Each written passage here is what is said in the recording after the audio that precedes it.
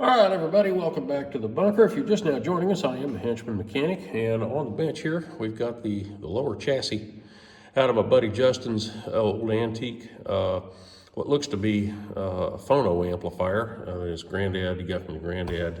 It's been used as a guitar amp, and we're gonna start doing some work on this thing. I wanted to show you why I wouldn't let him plug it in and play it anymore, and talk about some things that I'm going to do and why some of y'all are going to get real triggered about this, and I just don't care. Okay, first of all, jeez, look at all this schmutz. I think there's may even be some dust bunnies down in there. We're going to clean that up, but I'm going to make it look nice for one thing.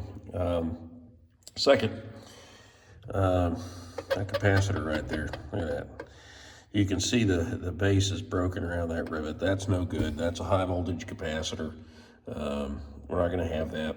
The other thing about those little caps, they were manufactured with a wet electrolyte on the dielectric between the plates, and over many years that tends to dry out, and then you turn the thing on and those capacitors go boom, and don't do any real serious damage. They don't blow your house up. They don't knock your head off, but geez Louise, my God, do they stink.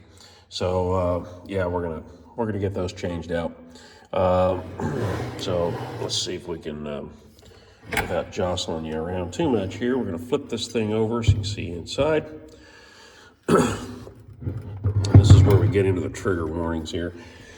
Because there's a lot of purists out there that think you should never, ever replace those carbon composition resistors. And guys, sorry, I disagree with you. I really do. Originality is one thing, but I don't know anybody that opens up an old hay barn and finds a 72 CUDA sitting in there that's been there since 1974 and doesn't replace the belts, the hoses, and the tires, right? You can't run a car up and down a road without hoses, belts, and tires, and you can't play a guitar amp without properly functioning electronic components in it. This thing wasn't designed and built to be a piece of furniture or a decorative item. It was designed as part of a musical instrument, and it needs to be able to do what it does and do it properly and do it safely. Speaking of safety, you know, I mentioned that I forbade Justin from plugging this thing in and trying to play it. Apparently at some point he has played it, because he mentions he really likes the tone of it. But you can see these two capacitors here. Look at that. All right, that's the ground end. You know, we've got a ground bus connection here. If you trace the wiring, it goes down to the ground terminal on that broken can capacitor. If you come over here, this end, the lead is going up into the power supply section. I have not fully reverse engineered this amp, so I don't have a schematic of it. I'm gonna try to do that, but down here behind this adjustable resistor, this socket this is what moves the 120 volt line AC up the umbilical to the power switch up in the preamp chassis up the top of the cabinet. You can see how close that connection is there. So, you know, under the right conditions, you can have a catastrophic short circuit there and start blowing things up and making things real unsafe. And so, you know, we're gonna fix that. We're gonna take care of that. Thankfully, he took the amp home after the last time I saw him. He cut the cord off just so he wouldn't be tempted. So anyway, let's address these resistors right quick. You can see a few of them here I've already lifted, so I could check them. Experience has taught me to do that, because those of you that are familiar with electronics, this part's going to be reviewed, but some of y'all may not know, so we'll go through it briefly. The color bands on these resistors indicate the resistance value and the tolerance of the resistor. We're going to look at this one in particular. This one is the digit bands are yellow violet. That stands for 4-7. You can look the color bands up. They're all over the internet. Just Google resistor color bands, and you can get a chart that tells you what each of these means. All right, so 4, 7.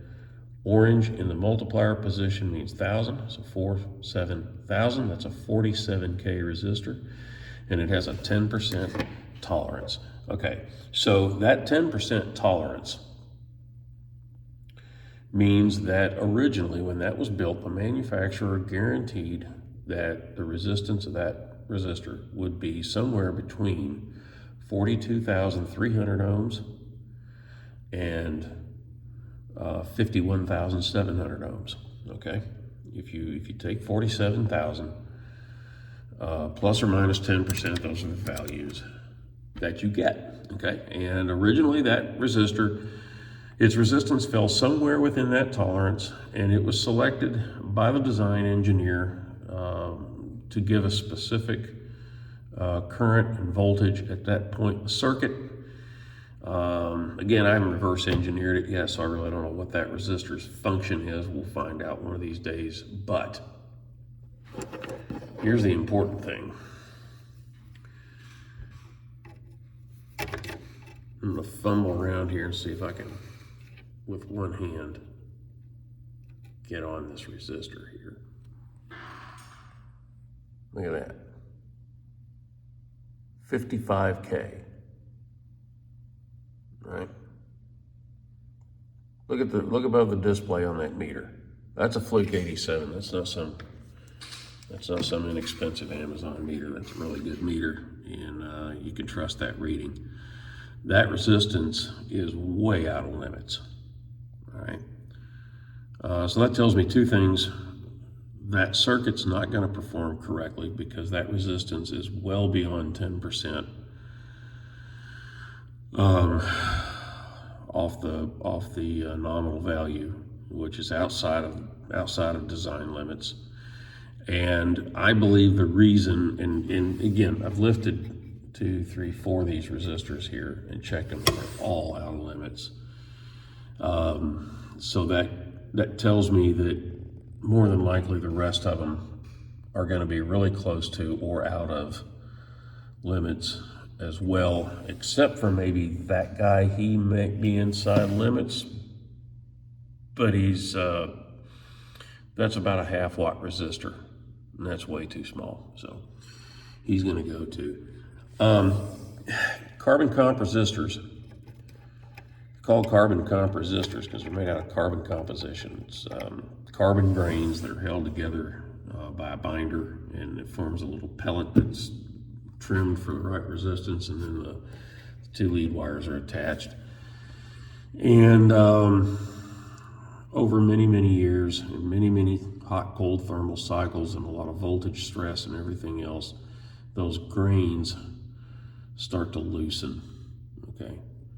And one of the things that determines the resistance of a carbon resistor is the density, or how tightly packed those grains are. So if they start to loosen, that's what's going to cause that resistance to start climbing like that. At one point, that resistor was in spec, and it has drifted out of spec. And that's, I believe, the reason why. That's the reason also why carbon comp resistors tend to hiss.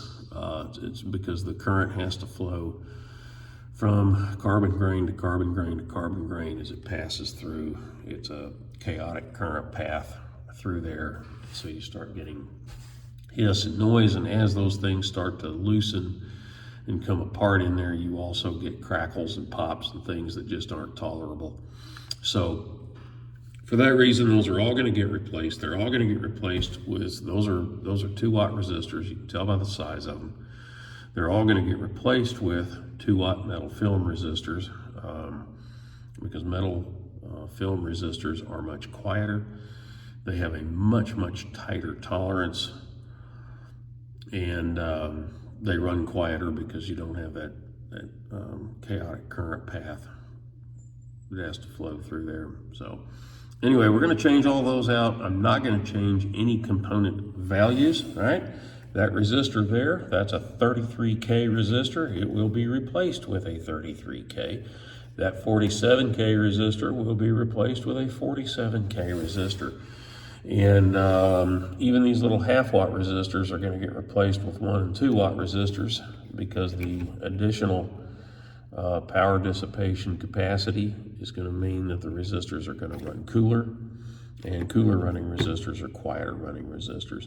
The capacitors are going to get checked. These film capacitors, if they're within tolerance, they're going to get left in here.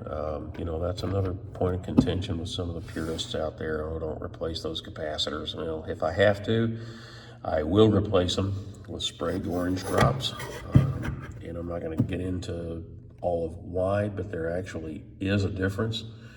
There are some things about the orange drops that make them superior, but we're not going to get into that here. But these capacitors are all going to get checked. If they're in tolerance, they'll get left. This, if I can figure out why it's in there, you know, it's probably because of a failure in one of these capacitors. If that's the case, we're going to get rid of these. If they have to be there, they'll get replaced and secured. Those will be replaced if they have to be replaced with F&Ts. I like using the best quality parts I can get my hands on, but we're going to clean this up, make it safe, make it sound right, make it sound good, and get it back to Justin. So stay tuned. There's going to be a lot of work to do here, and hopefully we're going to have just a really awesome sounding old amp when we're done. Thanks for tuning in, everybody. See you next time.